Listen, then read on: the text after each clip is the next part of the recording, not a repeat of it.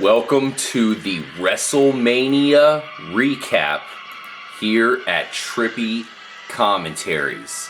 We had a pretty epic Wrestlemania, of course, Wrestlemania 30, a really shocking match that we have to talk about. But before we get to that one, of course, we started off with the kickoff match, and then Daniel Bryan had to face off with Triple H, so we'll jump right into it. I'm RJ, here with Retro Brett. Yo.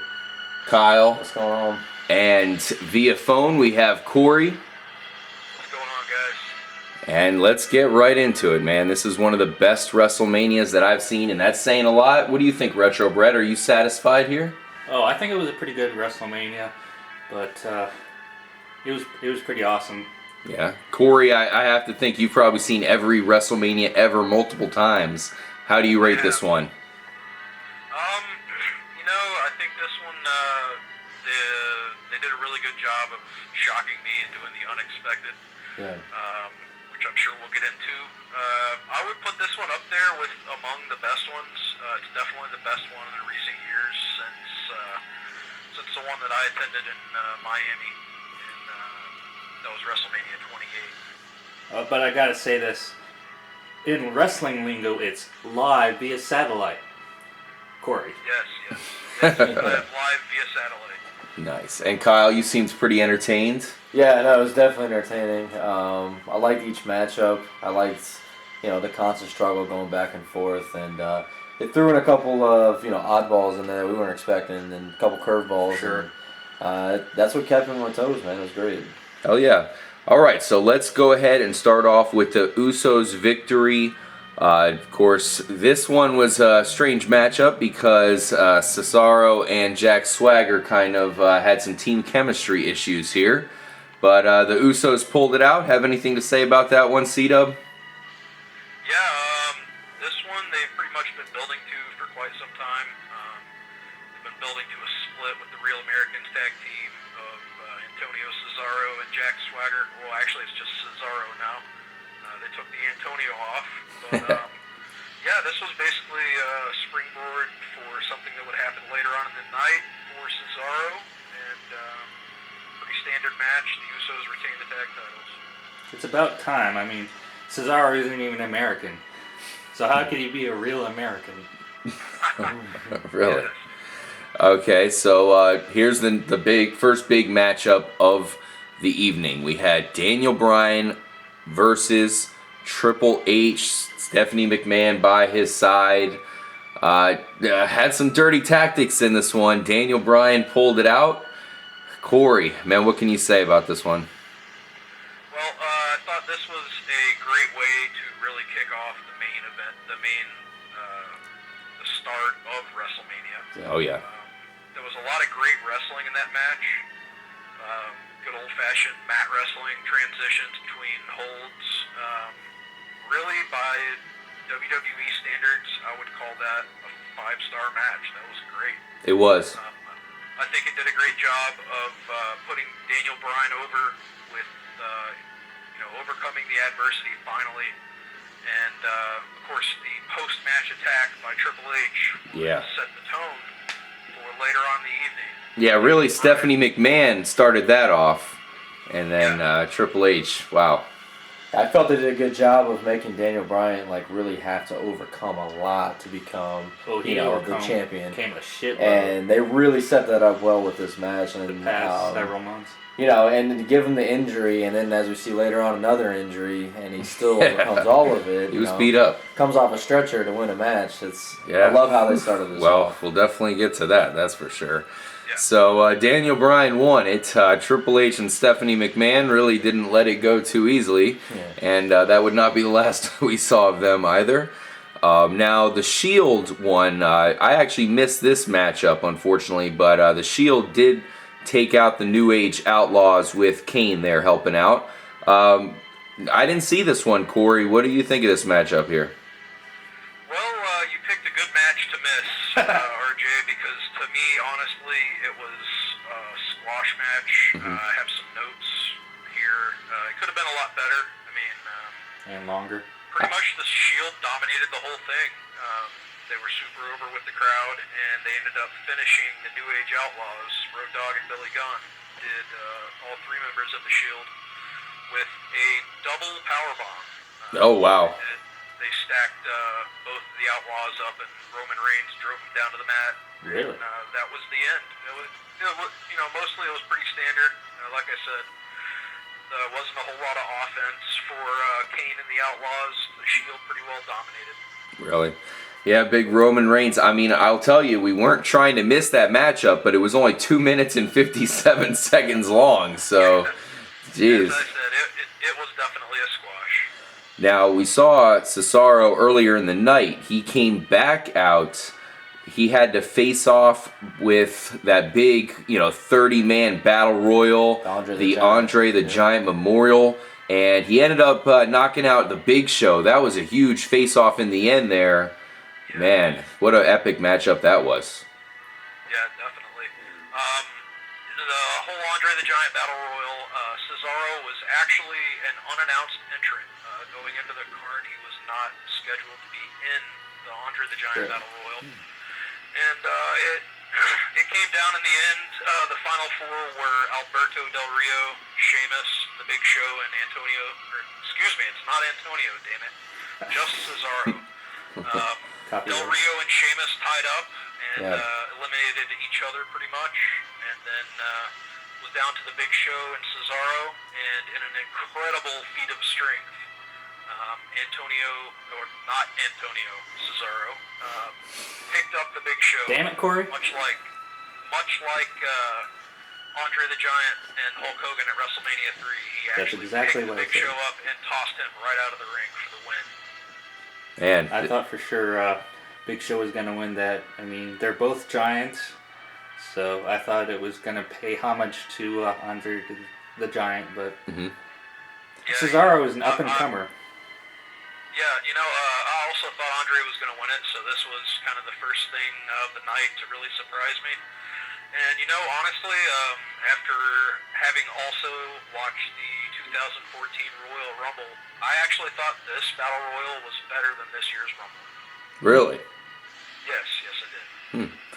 Yeah, and like they touched on, we all kind of thought that the Big Show was going to pull this off. He was in prime shape to do it. It looked like he had Cesaro on the outs, but of course, he got knocked out there. He was able to lift him and throw the big guy out, and props to Cesaro. This is probably the beginning of a lot of good things for him. And a very classy show at the end with sportsmanship. Big Show shaking Cesaro's hand. Yep, that was very cool. Definitely the passing the torch kind of moments. Mm-hmm. All right, now here we go. We had John Cena, man. This is an WWE superstar faced off with Bray Wyatt. Had some temptations possibly in this matchup. The battle with good and evil. He came out on top. Corey, you got to give it to Cena. What do you think? Well, first I want to mention the fact that Bray Wyatt was played out to the ring by a live band, the band who performs his entrance theme. And I thought they did a really good job. They were wearing really creepy masks, and it was definitely a really cool vibe for Bray Wyatt coming out. I thought the match at first was really slow and methodical. Yeah. There was a lot of psychology to it. There was a lot of storytelling. There wasn't a whole lot of in-ring action. I thought Imagery. Bray Wyatt as the heel or the bad guy in the match, he's almost too good. The crowd, they almost want to cheer him. And definitely at points through the match, the crowd was really into him, and almost more so than Cena. And, the whole story of the match was John Cena, is he going to turn to the so-called dark side and use underhanded tactics to beat Bray Wyatt and not be the Poster white boy. meat, babyface good guy of the company. It looked like he was going to do it. It looked like he was going to turn to the dark side. Oh, I knew he was never gonna. He was never gonna do it. No. All right, so John Cena pulled it off, though. He had a very impressive victory. This is a pretty nice victory for him here in WrestleMania 30. and his legacy moves on. Will this be the last we see of Bray Wyatt, Corey? No way, no way. Basically, in the finish of the match, Bray Wyatt gave John Cena a chair and said, "Finish me." And Cena wouldn't do it, but he did end up finishing him off. Cena won.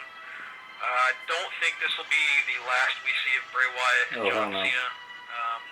And I think this will just be the first of many WrestleManias to come for Bray Wyatt. Yeah, I love really Bray. I love his image that he's portraying here.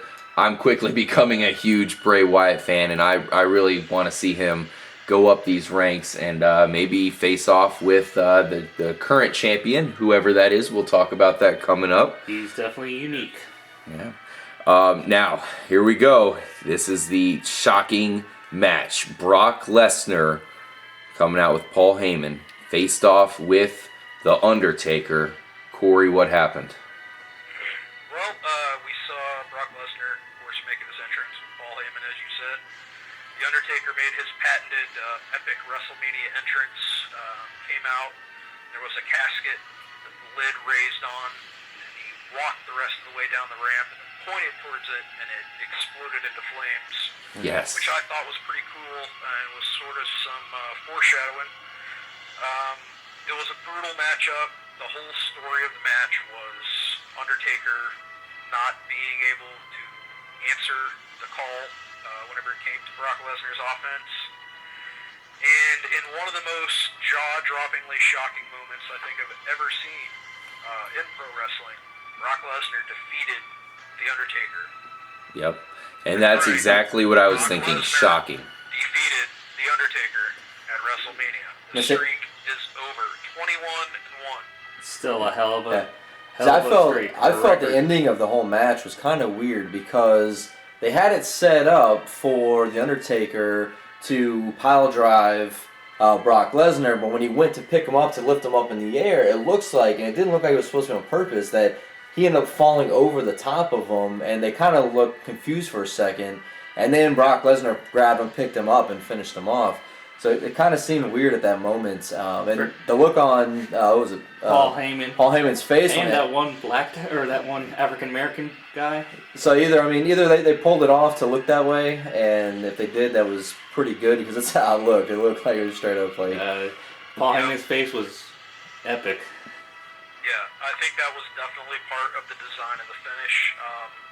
Like I said, I kind of just sat there with my jaw hanging wide open for a good minute, just saying, "Holy crap!" Truly shocking. It came right out of nowhere, man, like a shot in the dark. It happened so quickly. It was definitely epic. Now, that was extremely shocking. The fall of The Undertaker's really epic streak there in the WrestleMania.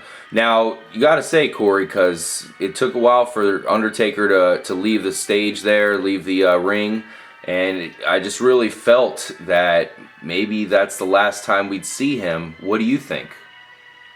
Well, as I covered in our WrestleMania 30 preview, there's a long-standing tradition for guys who came from the same era that The Undertaker came from. Whenever you go out, you put somebody else over, and you escalate them and put them to the next level. And also in that preview, I said that Brock Lesnar would not end the streak, and he did. It was amazing, and pretty much the only way I can see them taking this is eventually The Undertaker is going to come back for one more match. He's going to come back somehow differently, though, because this loss has, as they pointed out in the commentary, it has made him mortal.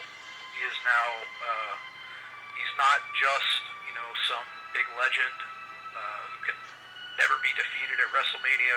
Now he's human, and we're starting to see weakness, and I honestly don't think we've seen the last of The Undertaker. I think he's got maybe one or two more matches left in the tank on the big WrestleMania stage, and hopefully he can do it with somebody a little bit younger than Brock Lesnar, who it could really elevate more.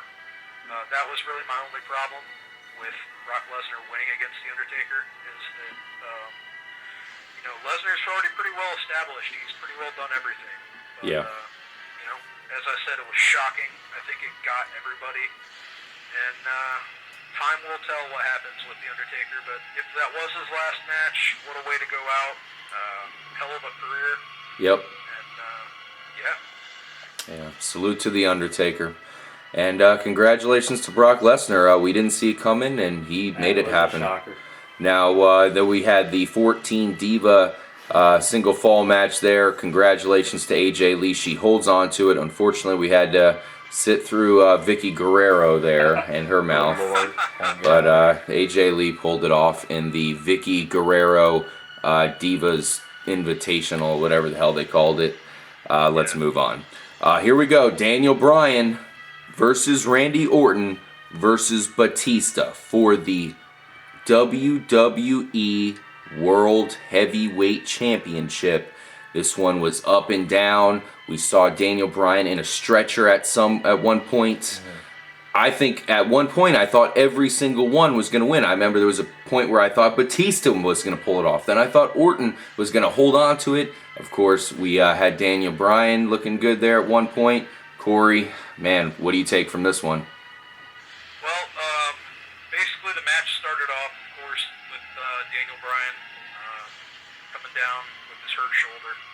And for the most part, for the beginning of the match, it was a lot of Daniel Bryan getting cut off and Orton versus Batista. I thought the crowd was a little bit deflated after the Undertaker loss. I mean, even of with course. even with that buffers match, the designated bathroom break Divas match, I thought the crowd was just really still deflated. And in the beginning of the match, Daniel Bryan kept getting cut off. And I was sitting there watching and just thinking, wow, this crowd is completely dead. I thought it picked up a lot when Triple H and Stephanie came down, though.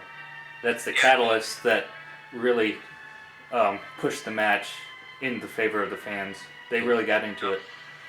Yeah, great point, Retro Brett. I think that's exactly on point. As soon as they came out, attacked Daniel Bryan again, as we said, made him get the EMS had to come out and make sure he was still alive, and that's when things took off for that match. Yeah, well, Triple H comes out after he already lost, and then takes a sledgehammer to the face. Yes. Well, that's Triple H's MO. He's.